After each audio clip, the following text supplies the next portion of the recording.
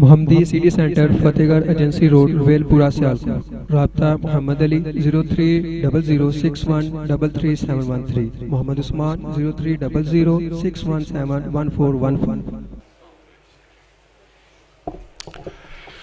ماشاءاللہ حافظ محمد اکرم صاحب خطیب جامع مسجد العزیز ناکھے حمد و نعت فرما رہے سن. دل تے کردہ سی پہ جے وقت زیادہ ہوندا تے حافظ صاحب اور وقت دیتا جاندہ، لیکن علماء کرام تشریف فرما نے. میں بغیر کسی تمہید دے میں گزارش کرنگا حضرت مولانا مسعود احمد صاحب گوری تشریف فرما نے. انہوں نے خدمت عالیہ گزارش کرنگا کہ وہ تشریف لیاؤں اور توانو خطاب فرمان. حضرت مولانا مسعود احمد صاحب گوری.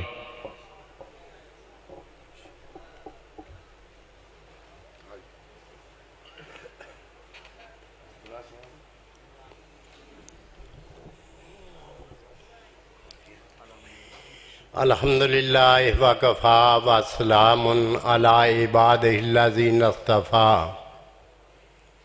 اما بعد، وقال اللہ تعالی فی القرآن المجید والفرقان الحمید.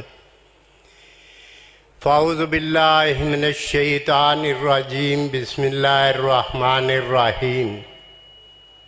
قل ان کنتم تحبون اللہ فاتبعونی یحببکم اللہ ویغفر لکم ذنوبکم واللہ غفور الرحیم.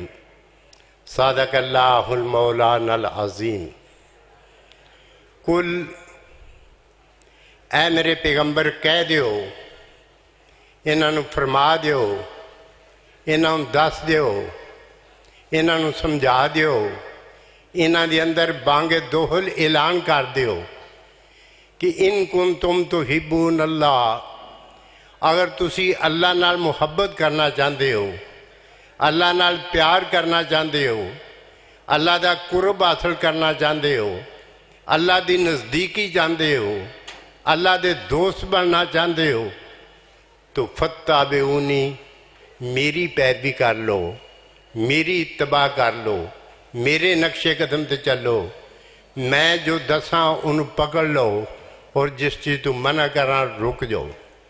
یحببکم اللہ، اللہ تو اڈے نال محبت بھی کرے گا، اللہ تو اڈے نال پیار بھی کرے گا، اللہ تو اڈے نزدیکی بھی تو انہوں دے گا، اور اللہ تو انہوں اپنے دوست بنائے گا. وَيَغْفِرْ لَكُمْ، انہیں تے بس نہیں، تو اڈیاں خطاماں، تو اڈیاں غلطیاں، تو اڈیاں لغزاں معاف بھی کرے گا. محترم عزیزان اسلام، میں صرف یہ مسلک اہل حدیث دے جلسے دی غرض و غایت کچھ عرض کرنا چاہنا کہ ان دی غرض کی ہے کہ اللہ رب کریم ذو العرش العظیم وحدہ لا شریک تعالیٰ نے ایک کائنات تخلیق فرمائی اور بنی نو انسان نو آباد کیتا، اور بنی نو انسان دی رشد و ہدایت واسطے، ان دی رہبری اور رہنمائی واسطے، انہوں صراط مستقیم دے چلان واسطے انبیاء علیہ السلام دی جماعت مبعوث فرمائی. اور تمام انبیاء تو بعد جس طرح کے روز اول اللہ رب کریم نے بنی نو انسان کو یہ عہد لیا کہ الستو بربکم، کیا میں تہاڈا رب نہیں؟ قالوا بلا، اساں سارے کیا یا اللہ کیوں نہیں؟ تو پھر انبیاء علیہ السلام دی ارواح نو الگ کر کے ارشاد فرمایا کہ اے میرے نبیوں رسولو، اگر تواڈے عہد رسالت دے اندر، تواڈے دور حکومت دے اندر میرا آخر الزمان نبی آ جائے تو تسی کی کرو گے؟ عرض کی تھی یا باری تعالیٰ جو تہاڈا حکم ہے۔ فرمایا اپنی نبوت، اپنی شریعت، اپنی طریقت چھوڑ کے میرے نبی دی اتباع کرنی ہوئے گی۔ تو محترم عزیزان اسلام، جدو انبیاء نو یہ حکم مل رہا ہے کہ اپنی نبوت، اپنی طریقت، اپنی شریعت، اپنا جو عہد ہے انہوں چھوڑ کے میرے پیغمبر دی اتباع کرنی ہوئے گی، جس طرح کہ اللہ نے ایک مثال دے بھی دیتی۔ جدوں رسالت مآب معراج تے گئے نے اور 1,63,999 نبی پیچھے کھڑے نے، پیغمبر علیہ السلام تو پہلے انبیاء دی نماز دا ہر ایک دا اپنا اپنا طریقہ کار سی، لیکن پیغمبر علیہ السلام دے پیچھے نماز پڑھی ہے، کسے نہیں کہا کہ میری شریعت جائب ہے، اسی اس طرح نماز پڑھنے ہاں، ساڑھی نماز اس طرح دی سی، ساڑھی نماز صرف قیام سی، ساڑھی نماز صرف سجدہ سی، ساڑھی نماز صرف رکوع سی، کسے نبی نے نہیں کیا۔ جو نبی رحمت نے انہوں نے جس طرح نماز پڑھائی ہے انہوں دی اتباع کی تھی۔ ہن ایس دور دے بیچ آگے، ایس وقت دے آگے، یہ رکھنا اندازیاں، تفرقہ بازیاں، مختلف مذاہب، مختلف فرقے، مختلف ٹولے، یہ کیوں نے؟ ان دی وجہ صرف یہ دے کہ اسی قرآن نو چھوڑ دیتا، رسول خدا دی حدیث نو چھوڑ دیتا، اور انہاں دی اتباع چھوڑ کے کسی ولی دی اتباع پیروکار ہو گیا، ان دی بیعت کر لی، کوئی امام دے پیچھے لگ گیا، کوئی اپنے کسی مولوی دے پیچھے لگ گیا، کوئی اپنے پیر دے پیچھے لگ گیا، رسالت مآب نو چھوڑ دیتا، اور صرف کہ یہ بھی ولی ہے، یہ بھی نیک ہے، یہ بھی عالم ہے، یہ بھی امام ہے۔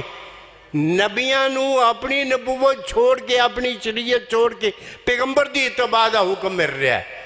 نبی ہون ولی کون، مولوی کون، پیر کون، کیوں ان دی اتباع کی دی جاندی؟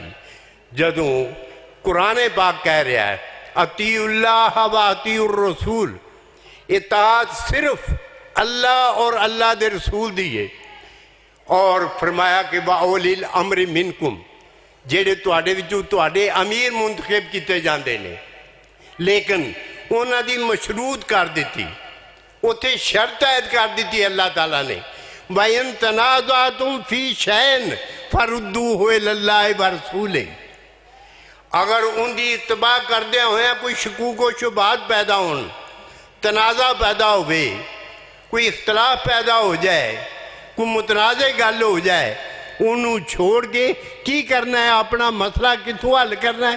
اللہ اور اللہ دے رسول دی عدالت چوں۔